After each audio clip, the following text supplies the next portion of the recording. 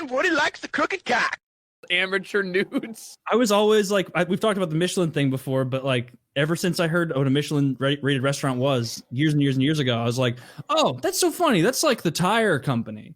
Like, do you know why the Michelin restaurants or Michelin tire company started that? No. It's because they wanted to make a list of places that were worth traveling to. What do you need to travel your tires? So they said, here are all the restaurants that you should drive 400 miles to go eat at. And what a good idea.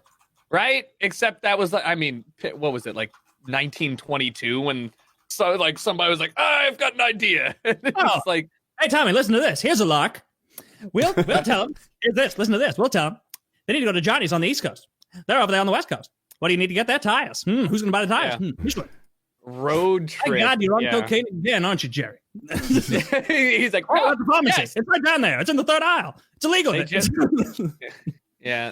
Michelin's great. The fact that they just came back to the U.S. is lovely too, because they keep giving Michelin stars to, like, mid restaurants, and it's kind of fun. Like, it's like very political now. You know, really? It's been like getting a Michelin star. They're like, hey, we gave a Michelin star to some like elderly woman in Thailand who makes noodles for $3, and they're incredible, and they're worth that's worth a Michelin star. And they're like, we came to LA, we found the most fire grilled cheese joint, 1 Michelin star for you. And it's like, this place is not great. Nobody goes here. Yeah. So just hand them out like hotcake. That would. How do you? We probably asked you this before. How do you feel about In-N-Out? Okay. I mean, maybe we haven't talked about this. In-N-Out was one of those things where, since I grew up on the East Coast and I loved, everything from Bojangles to Zaxby's to Wawa, I was like, all right, cool. We go over to the coveted In-N-Out, and for the first 3 or 4 times, I ate animal style, double burger and then animal fries, and I wasn't really impressed. At some point in the first 2 years of living here, I realized that In-N-Out burgers are the best burger for their buck and the best employer for anybody that's working there because of their $15 minimum wage, all that shit. Mm-hmm. But their fries fucking suck. They're so bad. They're the worst fry in the history of fast food. We are so on the same page. Yeah. First of all, I like the $15 thing. The burger is great for the money. Exactly. I like those onions. I like the onions. I think it's a great burger for that price point. Right. Five Guys blows it out of the water, of course, but that's a $12 hamburger. Yeah. But they're fries. And I was talking to my friend Mitty about this because he went out and stayed with Chiz for a little while, and they had In-N-Out together. And he was eating the animal style fries, and he's like, dude, these are just soggy, skinny fries. Like, I don't even know what the French fry tastes like because it's covered in all this sauce and bullshit. Yeah. Like, they're just wet and soggy. Like, you got to eat them with a fork, and they're gross. And Chiz is like, get out of the car. Get out of the car. No, the fries are bad, and anybody that says they're not is insane. Like, McDonald's fries for shoestring, that or Shake Shack, I think also has shoestring fries. Yeah, those Steak are the and Shake does as well. No, Steak and Shake. That's the one that I'm thinking of. Yeah. Those two are the pinnacle of crispy or at least good skinny fries. Yeah. But In-N-Out, you can get them extra crispy or well done, but then you're just an asshole asking everybody to hold up the line while they fry the shit out of your fries. And then they're not even they're just burnt and limp. They're not you can't hold an In-N-Out fry up vertically. It's like the temperature they use is wrong or something like that. It's too low. They sous vide the French fry. They look in oil. Yeah.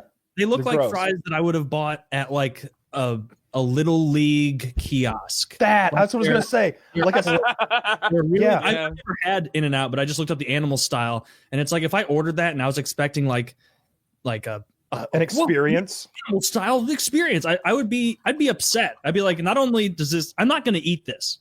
This is gross. This is I can already in the middle of this. The potato has become soup. It's congealed. It's like white trash poutine.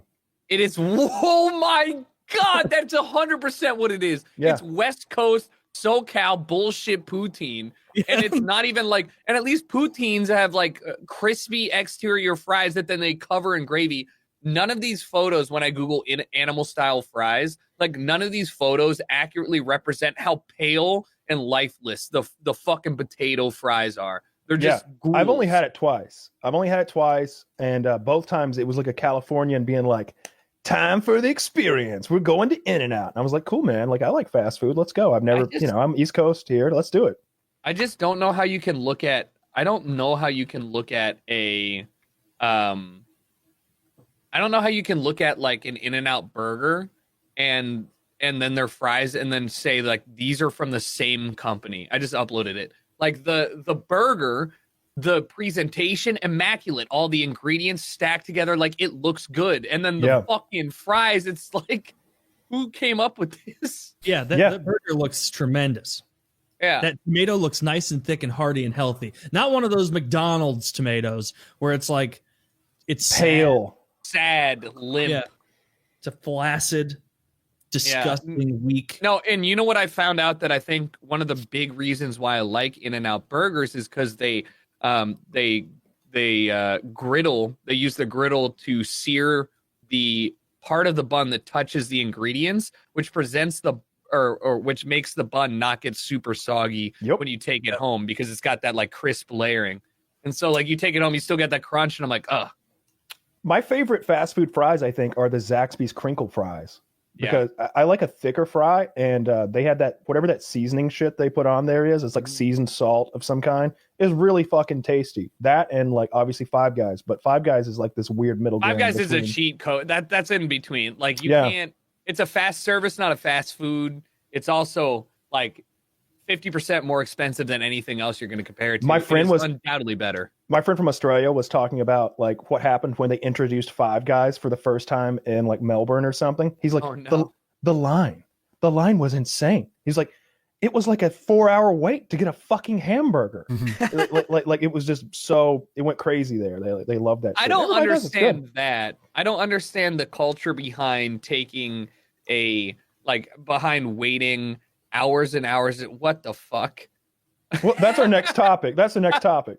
I don't believe like waiting hours and hours and hours in line for fast food, right? Like I'll wait 20 minutes, great, but I can't stand the idea of waiting 4 hours for like a burger that I could get very quickly in another state, right? Yeah. I can't imagine a food that if I had to wait 4 hours for it, I'd be like worth it. Like I can't even even like the favorite foods, like it's gonna be the most delicious steak you've ever had. We went to Morton's one night, like I think me, you, and Chiz, and it was like, I'm not waiting here. I'm not like let's just go somewhere else. Like I'm not waiting this long. So much.